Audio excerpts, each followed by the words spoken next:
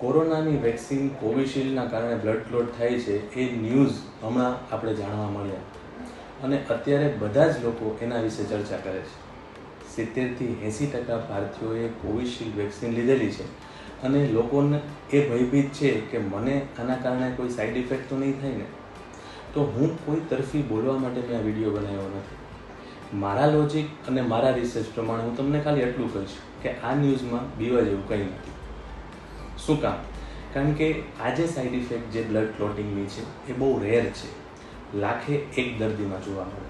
જે WHOએ 2021માં પણ ઓલરેડી કહી દીધેલું છે કે આ બહુ રેર સાઈડ ઇફેક્ટ છે અને આ વેક્સિનના કારણે જોવા મળે છે. હવે કઈ એવી મેડિસિન છે કે કઈ એવી એન્ટીબાયોટિક છે કે જેની સાઈડ ઇફેક્ટ ન હોય? બધી જ એન્ટીબાયોટિક, બધી જ વેક્સિન, જેમ કે આપણે હેપેટાઇટિસ બીની વેક્સિન લઈએ છીએ, આપણે રેબીઝની વેક્સિન લઈએ છીએ, આપણે ઇન્ફ્લુએન્ઝાની વેક્સિન લઈએ, બધાની વેરી રેર સાઈડ ઇફેક્ટ હોય જ છે. તો એનો મતલબ એવો નથી કે આપણે એ ગોળી લેવાનું કે એ વેક્સિન લેવાનું બંધ કરી દઈએ. Always risk versus benefit ratio જોવામાં આવે છે. રિસ્ક કેટલું છે અને એની સામે બેનિફિટ કેટલું છે.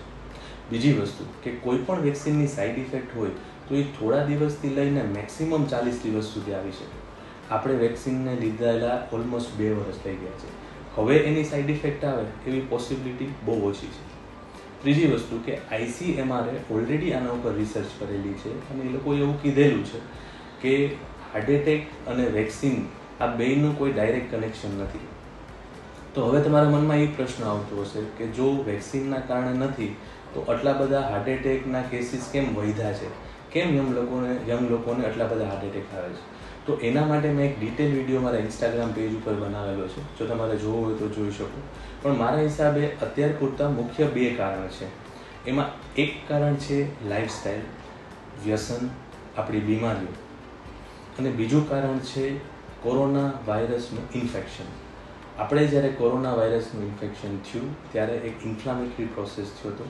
એ ઇન્ફ્લામેટરી પ્રોસેસના કારણે બ્લડ ઘાટું થતું હતું. એટલા માટે જ આપણે લોકો કોરોના ટાઈમે લો મોલિક્યુલર વેઇટ હિપેરિન જેવા ઇન્જેક્શન લેતા હતા આપણું લોહી પાતળું કરવા માટે. એ પણ એક કારણ હોઈ શકે કે આટલા ડેથ્સ થાય છે રિસન્ટલી. હવે તમારો બીજો પ્રશ્ન એ હશે કે હું લાખે એક છું કે નહીં, એ મારે કેમ જાણવું? તો એના માટે તમારા રેગ્યુલર ચેકઅપ્સ કરાવવું જોઈએ.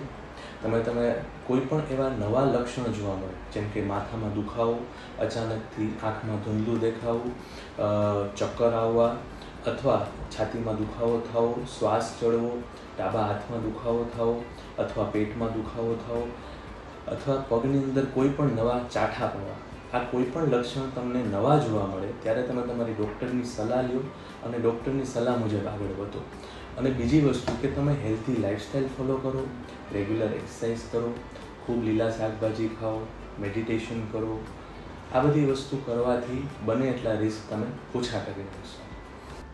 અને બીજી એક આપ સૌને હું રિક્વેસ્ટ કરવા માંગીશ કે હમણાં ઇલેક્શન આવે છે તો આપ સૌ વોટ કરવા જાઓ. તમને જે અનુકૂળ પડે એને વોટ કરવા જાઓ, પણ ખાસ બધા વોટ કરવા જાઓ અને યોગ્ય કેન્ડિડેટને જીતાડો.